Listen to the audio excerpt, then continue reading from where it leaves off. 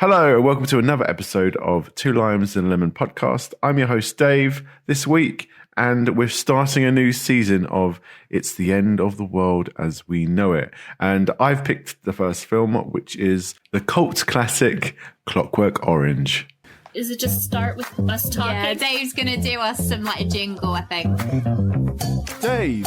Nah. Danielle. Two Limes and a Lemon.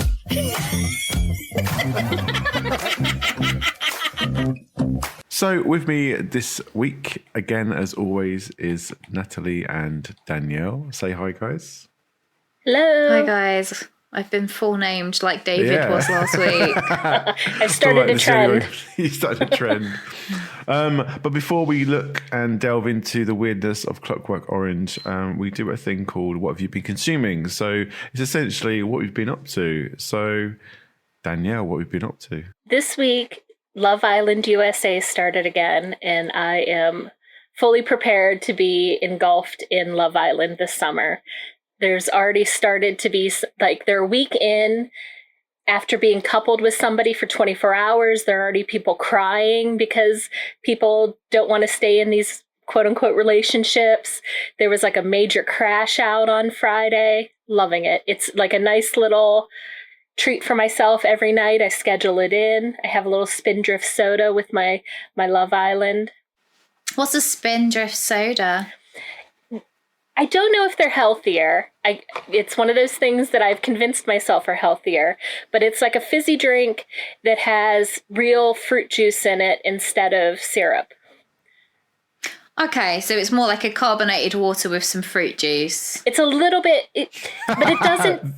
Unglamorize it now. Sorry, I like a soda stream is what I kind of meant. Like, I don't think they have added sugars in it. So it's just the sweetness of the fruit juice in it. I find them very refreshing. I currently have blood orange. Why is it called blood orange? Because it's a type it's of a type orange. of orange. Well, like, is it like darker orange? Yeah, Or? it's like blood red. I don't know how different it tastes from other oranges, but I like the look of it. It does make a bit of a mess. Stains a little bit, I think. I've actually started and finished on Netflix the second season of the 4 seasons, which is just like a little comedy show. It's got like Tina Fey, Steve Carell, Carmen Domingo. It's just like, it's like 3 couples that are like older couples, kind of in like their 40s and 50s, I think. Each 2 episodes is like one season of the year where they seem to like go away with each other as like a group. And it's just like, I don't even know how to explain it. Apparently it was a film that Alan Alda did way back. But I watched the first season and I loved it. I didn't know anything about it. And then the second season's just come out and I've finished that in like 2 days. So I think I did They're similar. only little half-hour episodes. Oh, so I could get into that then. That's fine. I think I did similar whenever the first season came out. I thought, I'm not sure if this is for me. It looks like gentle comedy, whatever. And then I found myself watching almost the whole thing in 1 or 2 sittings. Yeah, I loved it. It's just like, it's kind of like slice of life. Then not a lot really happens, but it's just like the relationships between like these lifelong friends and just how they all kind of fit together to be like a unit. And at the end of the first season, there's like a bit of a twist, which I won't say if people haven't watched it, but it did shock me when it happened. But it was interesting going into the second season being like, I don't know how the dynamics are going to be different. I took a trip to the cinema and I watched the film The Backrooms. Which has done very well. It's broken like records, hasn't it? It has. It's a hard one because I'm in this limbo at the moment, just like The Backrooms themselves, where I'm like, is it good? Is it not good? I don't know how I feel. Like when I left, I was like, what a load of old rubbish. And then I spoke to my colleague at work and she was like, let it sit with you because I felt the same and now I love it. And I was like, okay. And now it's been a few days. I'm kind of like thinking about what happened and like, yeah, it's got a bigger message. It's all right. And I tell you what, it's a nice film. I wish there was more. It has made me want to kind of play the back rooms though. So is it done by the same? Because wasn't there like an original YouTuber that made the original Backrooms videos? I couldn't tell you. He's part of the Slender Man series, I think, these guys. Yes, it is done by the original Backrooms person. I think I remember seeing that when I was watching a YouTube video about it. But it seems like there's a lot of like YouTuber kind of like low budget filmmakers that are slowly like rising above, and they're getting noticed and allowed to make these films. And also that big actors want to work with. Like, I feel like they're kind of moving away from like the big Hollywood directors to do these little independent projects more. But these little independent ones don't have a lot of. I mean, I think there's some stars in the back rooms, but I think of like other ones like that Overtone. Wasn't that a YouTuber that did that one too, or am I mistaken? Yeah, it might have been. Yeah. And then this one called Shelby Oaks. Shelby Oaks. Yeah, I keep seeing everyone talking about that. So it's on Shudder, isn't it? I don't know. I saw it in the theater last year because I was so like intrigued by the trailer. And I'll say I came out of it the same way Dave came out of the Backrooms, where I was like, I don't know if I like. There were parts of that I thought were really clever, but I don't know as a whole if I really liked it. So that's one I'd like to watch again to kind of figure out. So I think it's cool. It's like they've almost like left horror to be taken by these independent filmmakers and these starters, just to let them experiment, which is quite cool. And hopefully there's a bit more of that, because obviously Hollywood is a bit, I don't know, I think it's kind of going back to its roots, because horror always used to be like the starting point for a lot of directors, whereas then we get to like The Conjuring and stuff like that, where they're being done by like fully fledged, like in the prime of their career sort of directors. But if you think of it, if you think even of The Conjuring, James Wan started out with Saw, which was low budget. You think of Sam Raimi started out with Evil Dead, which was very much like a gonzo indie production, and now he's, the Sam Raimi. So speaking of horrors, let's look at our film, the 1971 Clockwork Orange. It's a very old film now, if I'm looking at it. We thought it was the 80s maybe, or late 70s, but no, 1971. So a brief synopsis. It's set in a dystopian Britain, probably something that's like what we've got at the moment. So not far off, not near future, just kind of happening now. That follows Alex DeLarge. I had to Google his actual full last name. A charismatic but violent teenager. Teenager in like quote marks. Who leads a gang of basically disturbed individuals who vandalize, assault, and cause a lot of violence, essentially. After he's arrested, Alex volunteers for an experimental government treatment designed to eliminate criminal impulses, with some close-up eye shots for sure, which we'll talk about later, where he feels intense sickness of the thought of violence and music, which is one of the things he loves. The film then explores what happens to a person that loses their ability to choose between good and evil, raising questions about free will and punishment and state control. I've never seen this film before, neither has Nat. Danielle, you said you may have seen it. Is that correct? Yes, I saw this film in my 20s at like a midnight showing for the first time. So my question really is, why do you think it is a cult classic first? Because when I think Clockwork Orange, I see guy with the hat, the white clothes and the makeup. For me, the reason I feel like it's become so much of a cult classic is because it was banned for like 30 years in the UK. So I think automatically that makes people have like an intrigue about it and are like, oh, we're not meant to be watching it, but we are, kind of thing. Yeah, that would be a thing. Well, and I think too, like mainstream, like it had like mixed reception when it came out. So it wasn't a popular like a film with overall people, but it's sort of like the satire and the darkness of it all, and some of the sort of notable looks and scenes and things like that have appealed to a subset of people. And I think for me, that's what kind of makes it a cult classic. Yeah, I kind of feel the same. Like Kubrick's kind of doing a film where there is no, your protagonist is the villain from the get-go, and it's very hard to sympathize with him, even if when he's going through all that torment.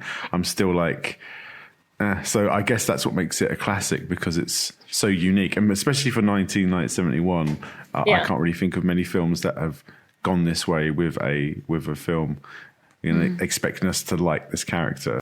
I don't know if they are expecting you to like the character, though. I think a lot of people miss the point of it. And I think there are a subset of people who do like the character and don't get the point of, like, it's a satire on sort of how society condemns him and then almost makes him a hero at the end. And all the while, he's still the same awful, pretty much the same awful character throughout. You know, I think people latch on to it's cool to put on the white outfit with the eyelashes and the bowler hat and, you know, all the violence and sex in it. And they kind of miss the point. Me and Dave both discussed yesterday when we watched it, like, we thought that it was going to be more kind of like a gang war with that stuff kind of going on in the background, like the violence and the sex. Like similar to the Warriors, right? I thought it was going to be something like that. And like, obviously when they turn up in, there's like an abandoned theatre quite early on, and there's like another group of guys that are about to like rape a woman, and then they like beat the crap out of them and she runs off. We were kind of like, oh, so maybe it'll be like rival gangs trying to like get one over, or maybe like, I mean, obviously at this point they beat up a homeless man that was living under the bridge, but then we were like, oh, maybe they are like helping this woman, like obviously she got away because of them. And then it proceeds to go to like the next scene where they're running away from that, and then they go into like this rich people's house, and then they tie the husband up and then rape the wife. So we're like, oh no, that wasn't where it was going at all. So especially the language used, because like it's very airy, like Alice in Wonderland. Oh, I'll have a little cup of... We said it almost sounded like the guy does the narration for Thomas, the Tank Engine. He's like, oh, I'm all going to I'm having my cuppy wuppy with the little drinky weezy. It's like my long toast or whatever. There's a mix of that, and then there's like a bunch of like Russian mixed into it. And then apparently they do some of that like Cockney rhyming stuff that I know Cockney rhyming slang, but I couldn't pick up on them actually saying it. It all just sounded like kind of made up, the rhyming slang that they were using almost. After I saw this, I got the book out of the library, and I was going to, because I think it's been said before, I like to read a lot, and I couldn't get into it because it was all written in Alex's narration, which is all in that language. And I was like, this is giving me a headache trying to concentrate to figure out what's going on, because I can't even figure out what he's saying most of the time. Well, that's what I was saying to Nat. I said it feels like, although it's very violent and all over the place, I said it's very Shakespearean, and you were like, what? And you were like, okay. And I said it's because like I think I went and saw a Shakespeare play, and I started off like, I don't know what's going on. I don't know what really they're saying to each other. And then as the play went on, I slowly connected to the story and kind of got a gist of what was going on. It was almost the same with this. I started off being very not disinterested, but like just what we're doing, where we're going. And then as the film progressed, I was like, I think I'm connecting a little bit more with what's going on with this storyline. It's so visual, I think, that you don't really need to know what they're saying. Like you could almost have this as a silent movie and you would know exactly what was going on. The expressions are mad anyway. Yeah, exactly. Like a load of it doesn't even have talking, because the like almost orchestral score is kind of flowing and pushing the movie along. Like a load of the pieces don't even have talking, but because of the music, you know exactly what you're meant to be feeling. Like is almost like a character in itself. Yeah, I love the music in this. I think Kubrick in general kind of uses music, and in, like you think of 2001, you think of Thus Spake Zarathustra, like the boom, boom, boom, ba and you think of The Shining, and you think of that synth music as he's driving up the mountain. In this, you've got Beethoven, who's like this very important figure to Alex.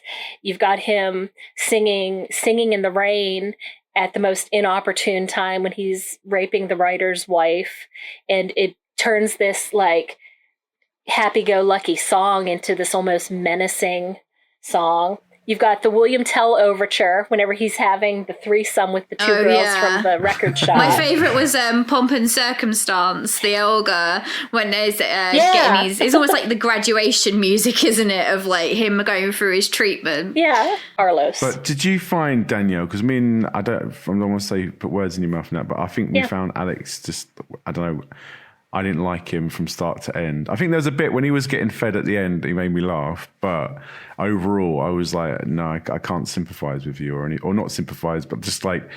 He's irredeemable. Yeah, is he redeemable? Did you find him redeemable or despite being horrific and everything? No, you know what? He's definitely, and I don't know psychology enough to know if it's like a sociopath or a psychopath, but he has those traits that...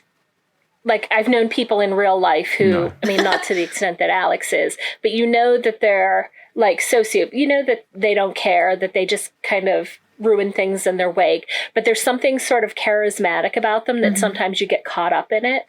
And that's the same way I felt about Alex. Like, there's points where you're like, oh, you know, he is kind of quirky and fun. And then you have to bring oh no, he's this terrible person. And he's so smug. There's parts in it, like he is playing almost everybody through this film. He manipulates his parents. He's manipulating the people in the jail. He thinks he's manipulating the doctors who are treating him. And then, you know, you get to the end and he's manipulating he makes it seem like he's learned some sort of lesson, but he hasn't. The only lesson he learned was to avoid that stuff because it made him physically ill. But whenever it no longer does, in the final moment of the film, he's being congratulated by the minister of the interior or whatever, and he goes kind of like off, and you're like, what's going on with him? And he's like imagining all the sex and violence again that he can now have this time instead of just like being told to stop. Yeah. So it's like such it's just the lack of empathy. Like, he has no empathy for anybody in the whole thing. The only person he shows any like sadness over is his own self. Like when his parents are like, "You can't live with us anymore." It's all like worries me. That seemed like that's an amazing scene. We've got their new lodger Joe, and they're like, Joe's "You can't live here you're anymore." A piece of shit. Get out of here. Yeah, Joe is like the one person who like sees him for what he is, and he is like, "No, you ruined these people's lives. You killed somebody." He does seem to have a very weird relationship with the mum, though. Like, I felt like the dad's almost sitting in, like, his little cuck chair. Like, because he's all, like, hugging the mum. Well, I think that gets to, the mum has, like, she looks like she's in her, like, maybe 60s or 70s. She looks quite old. But she's always wearing, like, kind of futuristic go-go outfits. Like, she's always in mini skirts and in go-go boots, and it kind of leads to this like overall sexualization in the world of this film. Like, you know, it seems like it's very easy to get sexually assaulted in this world. However, like, the women are all in the tightest Those of in, like bodysuits with and then the art on the walls is all sort of female centric, and it's not quite clear if it's exploitative or if it's empowering. You've got the Korova milk bar with the naked women tables and milk dispensers. Like, it's so pervasive, and so like the mother, I think, seemed a little over sexualized. So I wanted to talk about the cat scene with the lady and our thoughts on that, because I was like, almost like she was like the strongest willed character in this she film. was. Agreed. She was smart. She just went, she weren't even like, oh, I'll go check or look out my window. She went straight to that telephone and was like, police, there's something weird going on. It's saying exactly the same stuff as we've heard on the news. And that confrontation was really like weird. And obviously she's got that weird like penis statue. Yeah. And just so many cats. Yeah, I don't know. That scene for me, I think it was the turning point of the film where I was like, I think this is where the plot's happening now. Something's going to happen. It's not just going to be. I think as well because violence. he was like away from the others in the group, so it was more like. Whereas before it had been almost like a pack mentality, like a bunch of hyenas picking apart their prey. It was just like a one-on-one, so it was like a completely different tone to the scene. It wasn't like they were outnumbered. It was just like a one-on-one fight. And I think because his friends weren't there at that point, I was like, oh, this is like, because he's obviously had that kind of beef with them earlier, have they just run off and the police are gonna come? Like, you were like, something's different about this bit. I mean, I looked up things that are considered part of Kubrick's auteur style. And I think these all fit into it, like the detail and precision of it, moral ambiguity, the nature of reality, unsettlingness, violence, and as well as like perfection of all the shots. And so I think it fits into his oeuvre style, yeah. of the films. After watching it this time, I was like, are his parents just absent? That, you know, he kind of just, like at the beginning, he plays sick to not go into school. Killed someone, Which we were shocked And then- about, because we, at that point, didn't know what his age was, but we didn't think of him as a teenager that still lived at home with his parents and were going to school. Like, we were like... outside for Yeah, you. It's we all were very, like... I was expecting him to be in his 20s. Yeah. Well, he probably was in his 20s or 30s. And then, like, the weird headmaster comes round, or wherever that guy is, like his therapist. Who was he? I think he was like a parole officer. I think Alex had been in some sort of juvenile detention before, and this guy was sort of the version of parole officer for that, because he was basically like, I know you're still doing bad, but if you do it again, you're going to go to real jail this time. But then it's heightened by the fact that everything in this universe is a little weird. I just and loved so, that he was like, yes, you're in trouble, yes. But then it got a bit weird when he was sitting next to him in his little pants. He was like, first he's got his shoulder on him. I was like, then he was getting closer to it, and it was almost like, and then he's like hand on his leg, and then they're like laying in the bed together. Yeah. And I was like, okay. Well, and he grabs him right at the end. Oh yeah, he does. He does grab him in his nethers. In his todgers. I guess it's kind of showing that the authority figures in this universe are also not really good.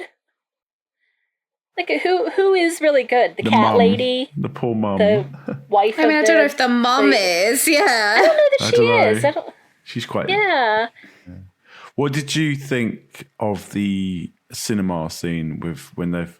Because I know, Nat, you know a bit behind the scenes of that, how they put his eyes in. Well, yeah, they had an ophthalmologist on the set, and that was done practically. But to give, I'll give context to the scene. So in the scene, he said yes to some experimental testing, so then he can leave earlier. So the idea they're doing aversion therapy to essentially make him feel sick when there's any violence, sex, brainwashing. Brainwashing him to make him not.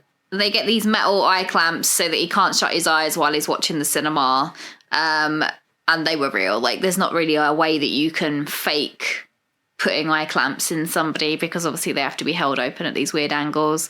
They use like anesthesia and things like that. Well, anesthesia, is that the right word? No. What's the one that makes you not analgesic? Analgesic? Yeah, maybe. But I can't pronounce anything today. I know, they still had to keep obviously doing the clamps, and so Malcolm McDowell ended up having his like corneas scratched, and he was in like terrible pain, and he had temporary blindness from doing that scene. But I mean, obviously, it's one of the most iconic scenes that has come out of that film. Like, before watching the full thing, that was one of the scenes that I was like, oh, that's that scene where he's got, like, his eyes held open and it's all, like, he's screaming. But apparently, according to IMDb, like, the screams and distress he was in was completely real, and he wasn't acting because of the pain he was in. He's like, get me out. Imagine. He's like, oh, he's doing such a good job here. No, I mean, that is like taking one for your art, isn't it, really? Like, I couldn't imagine doing that just for the sake of film. Like, what a horrible experience that must have been. Definitely. So I didn't mind too much of the eyes being wide open. It's the guy with the little droplets every 2 seconds just squeezing up a pipette and just like, one in there, one there. I was like, I can't do eyes and water and whatever it's going in. Well, I think it was so they don't dry out, though. Yeah, because he can't blink. But for me, I was like, I can't. No, the drops didn't bother me. No. As a hay fever sufferer, I have to use eye drops a lot. But yeah, definitely not the metal clamps that go underneath your eyelids. That's disgusting. I mean, bigger question, guys. Do you think this aversion therapy would be a good... Like, is it wrong? Yes. What they do to him. It's wrong. I don't know is my true answer to that, because obviously the other alternative is he's just kept in prison for the rest of his days because he's not redeemable in all the nasty things. Well, no, not the rest of his days. He's only sentenced to 14 years. Yeah, which is wrong straight away, because he's like raped 2 people and murdered 1. So I feel like 14 years maybe isn't the best sentence. My guess, though, is that they didn't tie him to the other rape and subsequent death. But I don't know how, because the woman that got murdered already linked him, because he said the same thing as what was in that other case. Yeah, but I mean, maybe they didn't strongly. I mean, maybe there was no physical evidence or whatever. Like, they don't get into the jurors. Yeah. But yeah, it does. It's an interesting question, because, you know, if we cut if he had been killed by the homeless man or by, you know, his droogies, would that could have been a very like conventional, justified ending. Like it's that would sort of be a comeuppance to him, and it's almost because the fact that once they kind of take this programming out of his brain at the end, that he goes back to being just as terrible. You know, this would be the only way to get him to not be a violent criminal. I do feel like he probably could have managed it if they hadn't have taken away the music. I think because his personality, aside from all the horrible things he was doing, like, it was so tied into his love of music. Like, if that hadn't been destroyed in the process, then maybe he would have been more successful at just... But he could never fight back. That was his undoing, in that with the first 2 people that, like the homeless man and his ex-friends who confront him. Like, it's just the fact that he can't defend himself if they tried to kill him. Yeah, but that's okay. Because he's a douche. Because underneath it all, he's a terrible person. What he should have done is just become a policeman like his other friends. And then... He would have been a terrible policeman, because if he had a guy that he was trying to get, a criminal, he wouldn't be able to catch him. Well, the other 2 did it, so why not? Bring them all in. No. Well, we don't know that they're good cops. No, they're definitely bad cops. They kidnapped someone and then they just almost drowned him. Take him out to a trough. We kept saying, because that bit goes so long, we were like, just pretend you're dead so that it's like they will stop drowning you. Like, he keeps struggling for ages. We're like, just go limp. Well, the other guy doesn't really beat him up that much either. Like, the drowning is the major thing in that scene. Mm-hmm. Like, Dim is just holding him under the trough, and the other guy's just kind of, like, tapping him with his stick. Mm-hmm. When he's locked up in the attic, when they're playing the music in that rich guy's house, the brightest house, we were like, he didn't probably have to just jump out the window. Like, he could have tried to climb down the front of the house, but he went. And do you know what he could have used, Nat? Those bloody spaghetti. What his food that he was eating? Yeah, that massive amount of spaghetti that was on his plate. Climb down that house easily with that. Like, he didn't even try and climb down. He was just like, no, I'm going to throw myself out. Yeah, just jumped out the window. Only bit I liked him at was when he was in his cast right at the end of the film, and that government guy is feeding him because he's just like, open his mouth, and then he's got this big grin on his face, and he's like, nom nom nom. Yeah. So apparently that was improvised by Malcolm McDowell. Kubrick was known for like being a perfectionist, so there were like a ton of takes, and they had been filming a very long time, and so Malcolm McDowell was doing that to like amuse the other people on set, and they kept it in. It worked. It was good, actually. Yeah, He gave him a childlike kind of quality. But yeah, so that kind of wraps up Clockwork Orange. We normally at this stage sort of think about who our favourite character is, but there's not many favourites in this film. But I have a favourite. You might have a favourite. I have one too, and I picked a proper Dave one. Is it the cat? No. So, so we usually go through looking at our favourite character and one character we just despised throughout before giving it our limes and lemons score. So, Natalie, who did you like and find repulsive? So my favourite character was a nameless policeman from the prison, and when we first meet him, he has 2 plates of cakes in front of him at the desk.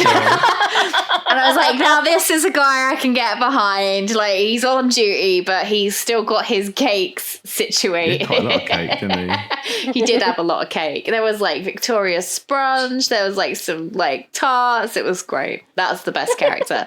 My worst character, I've gone with Alex. Now, that's nothing to say about Malcolm McDowell's performance, because his performance was very good in it. But character-wise, if we're doing worst characters, Alex to me was irredeemable, and I wish he had been killed by either the homeless people or the policeman, like his ex-friends. My favorite character was the cat yoga lady.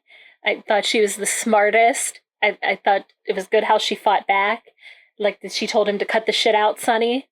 And I think, and she clearly had like some autonomy. She had some like sexy she could bend wall hangings. She was super flexible.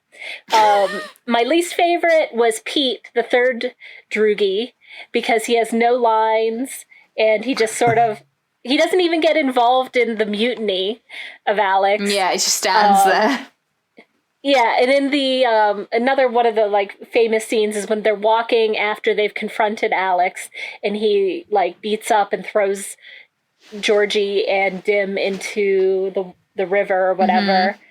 And Pete is just like, what are we doing? Useless. Yeah. And he's not even like worthwhile enough to have become a cop and friends with the other two drop him like a hot potato. Anyhow. Yeah. How about you, Dave? I'm going to go with the writer, Mr. Alexander. I could easily beat him at poker. He does not give away any. He gives away everything he's thinking. He's like, there's a shot where Alex is eating some of that food on the eating that spaghetti, and like he's pouring him his wine, and he's just giving him the most like angriest stare.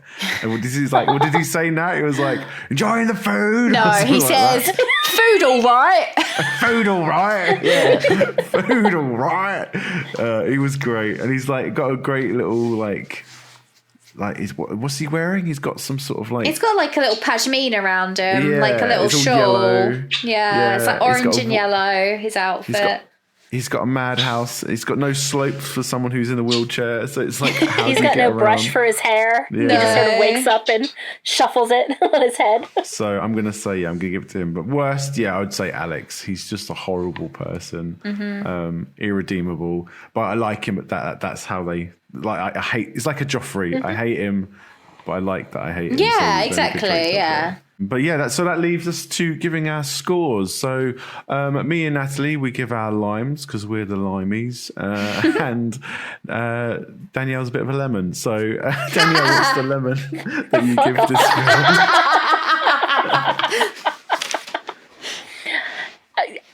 film? From the discussion today, I feel like I might be a little bit dissenting, but I'm going to give this a 5-star. I think this is a cult classic.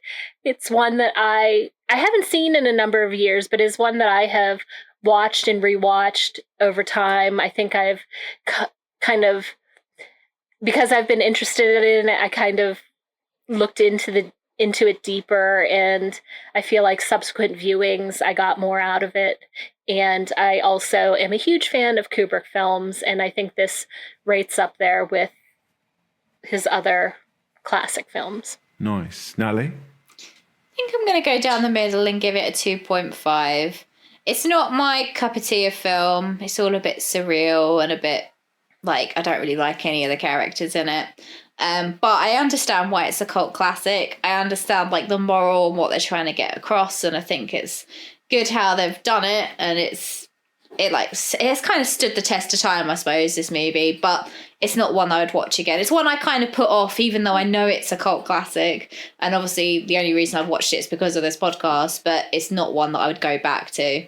I would give it a 4, I think. I think, although I wouldn't watch it in a hurry, but it would be a film that I would want to sort of read up about. Do you know what? I think it's more made me want to read the book than watch the film again. Like, because I feel like maybe there's like some nuance to the characters that you don't get in the movie that you would better understand from like the POV of the book. You know, I came out with the same idea. I think I would like to give another shot at it. You know, like sticking with it this time. Yeah. So we've survived one dystopian movie in the land of the UK with probably the most violent one we're probably going to watch. And so that gives us a farewell. I see you later. Off you pop then, eh? Cheerio, my darlings. So that's a goodbye for me. Cheerio from me. Pip pip from me. I was hoping you'd do a really bad British accent there.